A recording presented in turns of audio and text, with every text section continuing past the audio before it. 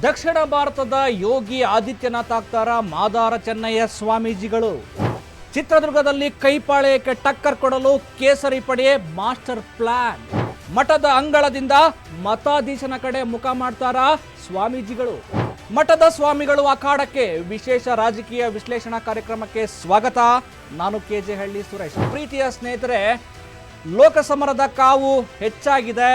ಇದೀಗ ಬಹುತೇಕ ಕರ್ನಾಟಕದಲ್ಲಿ ಕಾಂಗ್ರೆಸ್ 24 ಕ್ಷೇತ್ರಗಳಿಗೆ ತಮ್ಮ ಅಭ್ಯರ್ಥಿಗಳನ್ನು ಹುರಿಯಾಳುಗಳನ್ನು ರೆಡಿ ಮಾಡಿಕೊಂಡಿದೆ.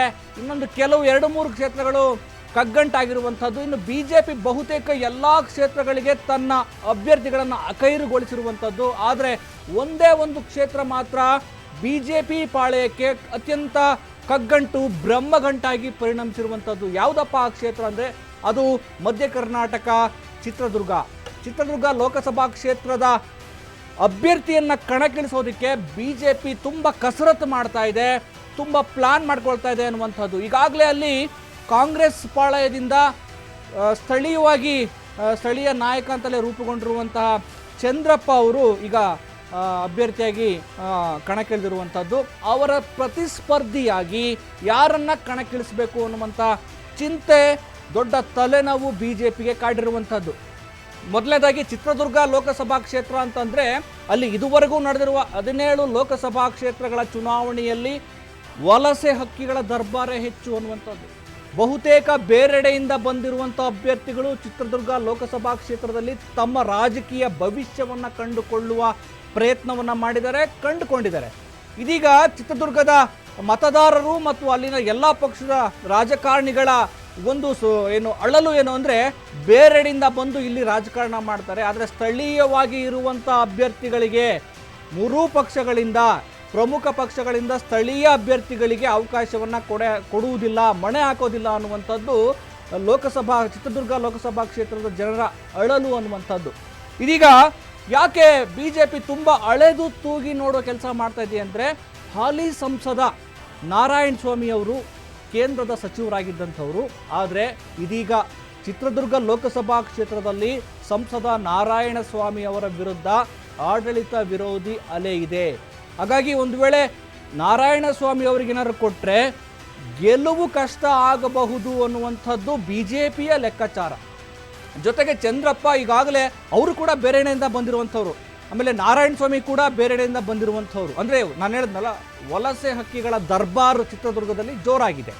ಚಂದ್ರಪ್ಪ ಅವರು ಈಗ ಒಂದು ಸಲ ಅವರು ಸಂಸದರಾಗಿದ್ದರು, ಮತ್ತೆ ಸೋಲ್ತಾರೆ. ಇದೀಗ ಮತ್ತೆ ಅವರು ಕ್ಷೇತ್ರದ ಜನರ ಟಚ್ಚನ್ನು ಬಿಟ್ಟಿಲ್ಲ ಅನ್ನುವಂಥದ್ದು. ಅಂದರೆ ತಾನು ಸೋತಿದ್ರು ಕೂಡ ಚಿತ್ರದುರ್ಗದ ಜನರ ಸಂಪರ್ಕವನ್ನು ಕಡಿದುಕೊಳ್ಳದೆ ಜನರ ಜೊತೆ ಬೆರೆತುಕೊಂಡಿದ್ದಾರೆ ಅನ್ನುವಂಥದ್ದು ಅವರಿಗೀಗ ಸ್ಟ್ರಾಂಗ್ ಪಾಯಿಂಟ್. ಜೊತೆಗೆ ಕಾಂಗ್ರೆಸ್ಗೆ ಮತ್ತೊಂದು ಪ್ಲಸ್ ಏನು ಅಂದರೆ, ಚಿತ್ರದುರ್ಗದ ವಿಧಾನಸಭಾ ಎಲ್ಲ ಕ್ಷೇತ್ರಗಳಲ್ಲಿ ಹೊಳಲ್ಕೆರೆ ಕ್ಷೇತ್ರ ಒಂದನ್ನು ಬಿಟ್ಟು ಎಲ್ಲ ಕ್ಷೇತ್ರಗಳಲ್ಲೂ ಕೂಡ ಕಾಂಗ್ರೆಸ್ ತನ್ನ ಪಾರಮ್ಯ ಮೆರೆದಿರುವಂಥದ್ದು. ಹಾಗಾಗಿ ಇರುವಂಥ ಎಲ್ಲ ಶಾಸಕರು ಪಕ್ಷದ ಅಭ್ಯರ್ಥಿಯ ಗೆಲುವಿಗೆ ಪಣ ತೊಟ್ಟು ನಿಲ್ತಾರೆ. ಆದರೆ BJP ಒಂದೇ ಒಂದು ಕ್ಷೇತ್ರ, ಇದು ವಿಧಾನಸಭಾ ಹೊಳಲ್ಕೆರೆ ಕ್ಷೇತ್ರದಲ್ಲಿ ಚಂದ್ರಪ್ಪ ಅವರಿದ್ದಾರೆ. ಅದೇ ಚಂದ್ರಪ್ಪ ಅವರು, ಹೊಳಲ್ಕೆರೆ ಶಾಸಕ ಚಂದ್ರಪ್ಪ ಅವರು ಇದೀಗ ತನ್ನ ಮಗನಿಗೆ ಚಂದನ್ ಎನ್ನುವ ತನ್ನ ಮಗನಿಗೆ ಟಿಕೆಟ್ ಕೊಡಿ ಅಂಥೇಳಿ ಅವರು ಕೂಡ ತುಂಬ ಲಾಬಿ ಮಾಡ್ತಿರುವಂಥದ್ದು. ಈಗ ಕಾಂಗ್ರೆಸ್ನಲ್ಲಿ BJPಲಿ ಎಲ್ಲ ಅವರವ್ರ ಮಕ್ಕಳಿಗೆ ಟಿಕೆಟ್ ಕೊಡ್ತಿದ್ದಾರಲ್ಲ, ಹಾಗೆ ನನ್ನ ಮಗನಿಗೂ ಕೊಡಿ ಅಂಥೇಳಿ ಅವರು ತುಂಬ ಲಾಬಿ ಮಾಡ್ತಾ ಇದ್ದಾರೆ.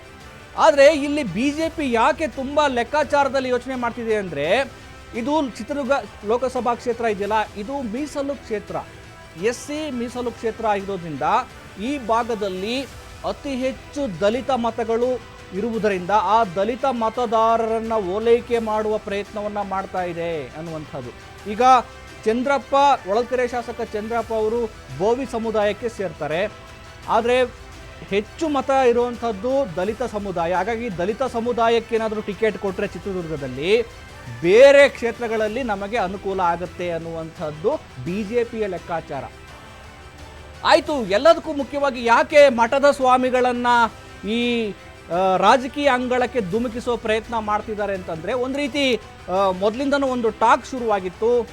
ಏನು ಮಾದಾರ ಚೆನ್ನಯ್ಯ ಸ್ವಾಮಿಗಳು ರಾಜ್ಯದಲ್ಲಿ ಚುನಾವಣಾ ಅಖಾಡಕ್ಕೆ ಇಳಿದು ಯೋಗಿ ಆದಿತ್ಯನಾಥ್ ಆಗ್ತಾರೆ ಎನ್ನುವಂಥ ಚರ್ಚೆಗಳು ಕೂಡ ನಡೆದಿದ್ವು. ಅದಕ್ಕೆ ಇಂಬು ಕೊಡುವ ಹಾಗೆ ರಾಷ್ಟ್ರೀಯ BJP ನಾಯಕರು ಕೂಡ ಇವರು ಮಾದಾರ ಚೆನ್ನಯ್ಯ ಸ್ವಾಮೀಜಿಗಳ ಮಠಕ್ಕೆ ಭೇಟಿ ಕೊಟ್ಟು ಮಾತುಕತೆಯನ್ನು ಕೂಡ ನಡೆಸಿದ್ರು. ಒಂದು ರಾಜಕೀಯ ವಲಯದಲ್ಲಿ ಚರ್ಚೆ ಗುಸುಗುಸು ನಡೀತಾ ಇತ್ತು. ಮಾದಾರ ಚೆನ್ನಯ್ಯ ಸ್ವಾಮಿಗಳನ್ನು ಅಖಾಡಕ್ಕಿಳಿಸಿ, ಅಂದರೆ ಕಾವಿಯಿಂದ ಕಾದಿ ಕಡೆಗೆ ಅವ್ರನ್ನ ಕರೆತಂದು ಗೆಲ್ಲಿಸ್ಕೊಂಡು ಹೋಗಬೇಕು, ಆ ಮೂಲಕ ಒಂದು ರೀತಿ ಬಿಂಬಿಸಬೇಕು. ಯೋಗಿ ಆದಿತ್ಯನಾಥ್, ದಕ್ಷಿಣ ಭಾರತದ ಯೋಗಿ ಆದಿತ್ಯನಾಥ್ ಅನ್ನೋ ಥರದಲ್ಲಿ ಬಿಂಬಿಸಬೇಕು ಅನ್ನೋದು RSSನ ಲೆಕ್ಕಾಚಾರ ಅನ್ನುವಂಥದ್ದು ರಾಜಕೀಯ ವಲಯದಲ್ಲಿ ಕೇಳಿ ಬರ್ತಾ ಇದೆ. ಇದೀಗ ಯಾಕೆ ಹಾಲಿ ಸಂಸದ ನಾರಾಯಣ ಸ್ವಾಮಿ ಅವ್ರಿಗೆ ಯಾಕೆ ಟಿಕೆಟ್ ಕೊಡೋಕ್ಕಾಗ್ತಾ ಇಲ್ಲ ಅಂತ ಹೇಳಿ ಯೋಚನೆ ಮಾಡಿದ್ರೆ, ಸಂಸದ ಅವರು ಸ್ಥಳೀಯ ಜನರ ಜೊತೆ ಬೆರೆತಿಲ್ಲ, ಸ್ಥಳೀಯ ನಾಯಕರುಗಳು ಮತ್ತು ಜನರ ಜೊತೆ ಸಂಪರ್ಕವನ್ನು ಇಟ್ಕೊಳ್ಳೋದಕ್ಕೆ ಸಾಧ್ಯ ಆಗಿಲ್ಲ. ಯಾಕಂದರೆ ಸಚಿವರಾಗಿರೋದ್ರಿಂದ, ಕೇಂದ್ರ ಸಚಿವರು ಆಗಿರೋದ್ರಿಂದ ಅವರು ಕೇಂದ್ರದಲ್ಲಿಯೇ ಮತ್ತು ಬೇರೆ ಬೇರೆ ಇಲಾಖೆಯ ಜವಾಬ್ದಾರಿಯನ್ನು ವಹಿಸ್ಕೊಂಡಿರೋದ್ರಿಂದ ತಮ್ಮ ಕ್ಷೇತ್ರದತ್ತ ಗಮನ ಕೊಡೋದಕ್ಕೆ ಅವರಿಗೆ ಸಾಧ್ಯ ಆಗಿಲ್ಲ ಅನ್ನುವಂಥದ್ದು ಕೂಡ ನಾರಾಯಣ ಸ್ವಾಮಿ ಅವರಿಗೆ ಮೈನಸ್ ಆಗಿರುವಂಥದ್ದು. ಇದಲ್ಲದೆ ಒಳ ಮೀಸಲಾತಿ ವಿಚಾರದಲ್ಲಿ ನಾರಾಯಣ ಸ್ವಾಮಿ ಅವರು ಸ್ಪಷ್ಟವಾದ ನಿಲುವನ್ನು ತೆಗೆದುಕೊಳ್ಳಲಿಲ್ಲ ಅಥವಾ ಒಂದು ನಿಲುವನ್ನು ಪ್ರಕಟಿಸಲಿಲ್ಲ ಅನ್ನುವುದು ಕೂಡ ದಲಿತ ಸಮುದಾಯದ ವಲಯದಲ್ಲಿ ಈ ಅಸಮಾಧಾನ ಇದೆ. ಸದಾಶಿವ ಆಯೋಗ ಜಾರಿ ಆಗುವ ಕುರಿತು ನಾರಾಯಣ ಸ್ವಾಮಿ ಅವರು ಯಾವ ಪ್ರಯತ್ನವನ್ನೂ ಮಾಡಲಿಲ್ಲ, ತಟಸ್ಥರಾಗಿ ಉಳಿದ್ರು ಅನ್ನುವಂಥದ್ದು ಕೂಡ ಅವರ ವಿರುದ್ಧ ಇರುವ ಒಂದು ಟೀಕೆ, ಒಂದು ಆರೋಪ ಅನ್ನುವಂಥದ್ದು. ಇದೆಲ್ಲದರ ಜೊತೆಗೆ ಗೋವಿಂದ ಕಾರಜೋಳ ಅವರನ್ನು ಚಿತ್ರದುರ್ಗಕ್ಕೆ ಕರೆತಂದು ಅಲ್ಲಿ ಕಣಕ್ಕಿಳಿಸಬೇಕು ಅನ್ನುವಂಥದ್ದು BJP ನಾಯಕರ ಲೆಕ್ಕಾಚಾರ ಆಗಿದೆ. ಅದರಲ್ಲೂ BS ಯಡಿಯೂರಪ್ಪ ಅವರ ಒಲವು ಗೋವಿಂದ ಕಾರಜೋಳ ಅವರನ್ನು ಚಿತ್ರದುರ್ಗದಲ್ಲಿ ಕಣಕ್ಕಿಳಿಸಬೇಕು ಅನ್ನುವಂಥದ್ದು. ಆದರೆ ಗೋವಿಂದ ಕಾರಜೋಳ ಅವರು ಕೂಡ ಈ ದಲಿತರ ಪರವಾದಂಥ ಒಳ ಮೀಸಲಾತಿ ವಿಚಾರದಲ್ಲಿ ಯಾವ ದನಿಯನ್ನು ಎತ್ತಿಲ್ಲ ಅನ್ನೋದು ಕೂಡ ಅವರ ವಿರುದ್ಧ ಒಂದು ಕೂಗಿದೆ. ಜೊತೆಗೆ ಗೋವಿಂದ ಕಾರಜೋಳ ಅವರಿಗೆ ಚಿತ್ರದುರ್ಗ ಕ್ಷೇತ್ರ ತುಂಬ ಪರಿಚಿತವಾದ ಕ್ಷೇತ್ರ ಅಲ್ಲ. ಅಲ್ಲಿನ ನಾಯಕರುಗಳು, ಅಲ್ಲಿನ ಜನರು, ಅಲ್ಲಿನ ಕ್ಷೇತ್ರದ ಬಗ್ಗೆ ಅಷ್ಟೊಂದು ಮಾಹಿತಿ ಇಲ್ಲ, ಸಂಪರ್ಕ ಇಲ್ಲ. ಹಾಗಾಗಿ ಅವರೇನಾದರೂ ಇಲ್ಲಿ ಕಣಕ್ಕಿಳಿದ್ರೆ ಕಷ್ಟ ಆಗತ್ತೆ ಅನ್ನುವಂಥದ್ದು ಗೋವಿಂದ ಕಾರಜೋಳ ಅವ್ರಿಗೆ ಗೊತ್ತಿರೋದ್ರಿಂದ ನಾರಾಯಣ ಸ್ವಾಮಿ ಅವ್ರಿಗೆ ಹೇಳಿದರೆ ನೀವು ಕಂಟೆಸ್ಟ್ ಮಾಡಿ ಅಂತ. ಆದರೆ ನಾರಾಯಣ ಸ್ವಾಮಿ ಅವರಿಗೆ ಟಿಕೆಟ್ ಸಿಗುವುದು ಬಹುತೇಕ ಡೌಟ್ ಆಗಿದೆ.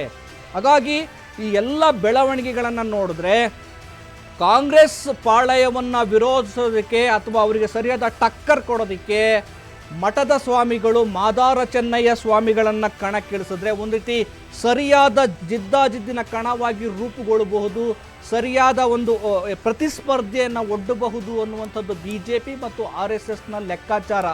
ಆದರೆ ಒಂದು ವಲಯದ ಪ್ರಕಾರ ಮಾದಾರ ಚೆನ್ನಯ್ಯ ಸ್ವಾಮೀಜಿಗಳಿಗೆ ಚುನಾವಣೆಯಲ್ಲಿ ಸ್ಪರ್ಧೆ ಮಾಡೋದಕ್ಕೆ ಇಷ್ಟ ಇಲ್ಲ. ನಾನು ಸ್ವಾಮೀಜಿಯಾಗಿದ್ದೀನಿ, ಈ ಕ್ಷೇತ್ರದಲ್ಲೇ ಮುಂದುವರಿತೀನಿ, ನನಗೆ ರಾಜಕಾರಣ ಬೇಡ ಅಂತ ಹೇಳ್ತಾ ಇದ್ದಾರೆ.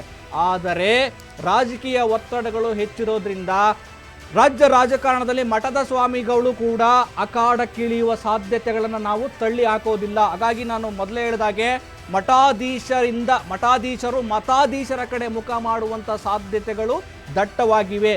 ಜೊತೆಗೆ ಇವರು ಮಾದಾರ ಚೆನ್ನಯ್ಯ ಸ್ವಾಮಿಗಳು ಸ್ಪರ್ಧೆ ಮಾಡ್ತಾರೆ ಅಂತೇಳಿ ಚಿತ್ರದುರ್ಗದಲ್ಲಿ ಗೊತ್ತಾದ ತಕ್ಷಣ ಒಂದಷ್ಟು ದಲಿತ ಸಮುದಾಯದ ನಾಯಕರುಗಳು ಅಸಮಾಧಾನ ವ್ಯಕ್ತಪಡಿಸಿದರೆ, ಸ್ವಾಮೀಜಿಗಳು ಮಠದಲ್ಲಿರಬೇಕು, ಅವ್ರು ಯಾಕೆ ಬರಬೇಕು ಅನ್ನುವಂಥದ್ದು. ಒಟ್ಟಾರೆಯಾಗಿ BJP ಪ್ರತಿಯೊಬ್ಬ ಅಭ್ಯರ್ಥಿಯನ್ನು ಅಳೆದು ತೂಗಿ ಕಣಕ್ಕಿಳಿಸುವ ಪ್ರಯತ್ನವನ್ನು ಮಾಡ್ತಾ ಇದೆ. BJP ಒಂದು ವೇಳೆ ಮಠದ ಸ್ವಾಮಿಗಳು ಮಾದಾರ ಚೆನ್ನಯ್ಯ ಸ್ವಾಮೀಜಿಗಳನ್ನೇನಾದರೂ ಕಾಂಗ್ರೆಸ್ ವಿರುದ್ಧ ಅಭ್ಯರ್ಥಿಯನ್ನಾಗಿ ಕಣಕ್ಕಿಳಿಸಿದ್ರೆ ಒಂದು ಸರಿಯಾದ ಪ್ರತಿಸ್ಪರ್ಧೆ ಚಿತ್ರದುರ್ಗದಲ್ಲಿ ಶುರುವಾಗೋದ್ರಲ್ಲಿ ಯಾವ ಅನುಮಾನವೂ ಇಲ್ಲ. ಜೊತೆಗೆ ದಲಿತ ಸಮುದಾಯದ ಮತ್ತು ಹಿಂದುಳಿದ ಸಮುದಾಯದ ಮತಗಳನ್ನು ಪಡೆಯಲು ಸಾಧ್ಯ ಆಗುತ್ತೆ ಅನ್ನುವಂಥದ್ದು BJPಯ ಲೆಕ್ಕಾಚಾರ. ಸ್ನೇಹಿತರೆ, ಮತ್ತೊಂದು ವಿಶೇಷ ರಾಜಕೀಯ ಸ್ಟೋರಿಯೊಂದಿಗೆ ನಾನು ಹಾಜರಾಗ್ತೇನೆ. ನಮಸ್ಕಾರ.